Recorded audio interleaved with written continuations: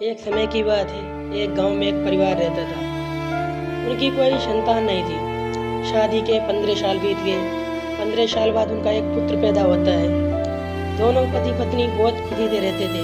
वो बच्चे का अच्छे से पालन पोषण करते थे। कुछ समय बाद बच्चा बड़ा होता है, बच्चे की पढ़ाई शुरू होती है। तो माता पिता सोचते हैं हम तो गरीब रह गए, लेकिन इस बच्चे को हम एक बड़ा आदमी बनाएंगे। दोनों माँ बाप अच्छी तरीके से मेहनत मजदूरी कर करके बच्चे को पढ़ाते हैं। बच्चा पढ़ाई करता रहता है, 10वीं करता है, 12वीं करता है, ग्रेजुएशन करता है। कुछ समय के बाद ऐसा वक्त आता है, बच्चा माँ बाप से कहता है पिताजी मुझे विदेश पढ़ने जाना है। तो बच्चे तो इतने टाइम कुछ नहीं बोलते हैं। बच्चे आप सो जाओ, हम आपका इंतज़ाम कर देंगे। तो माता पिता को इतना पैसा हमारे पास नहीं है, और कहते थे बच्चे को आगे भेजें, क्योंकि माँ बाप के सपने उसमें लगे थे। तो दोनों गाँव में थोड़ी ज़मीन पड़ी थी, वो ज़मीन को बेचकर अपने बच्चे को विदेश पढ़ने के लिए भेज देते हैं। बच्चा वहाँ पढ़ता रहता, माँ बाप का हाल भी नहीं लेता, माँ बाप पूछते रहते हैं। और जब जब ज़रूरत पड़ती बच्चे को पड़ती, अपना घर भी बेच दिया, खुद किराए के मकान में रहने। कुछ समय के बाद दौर ऐसा आता है कि बच्चे की माँ बीमार हो जाती है। वो बच्चे को देखने को बार बार गिड़गिड़ाती है, अपने पति से कहती है मुझे मेरे बच्चे से मिला दो।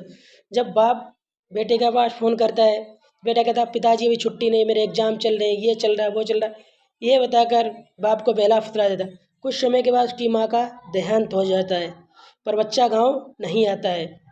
ये देखते हुए पिता भी टूट जाता है। मेहनत मजदूरी करते करते अकेले बनाना खाना देखते।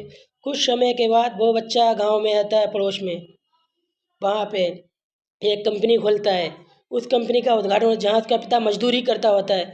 जब वो देखता है एक लंबी सी गाड़ी में उसका बेटा उतर रहा है, तो और कंपनी के अंदर जाता है, तो गेट मैन कहता आप कहाँ जा रहे हो?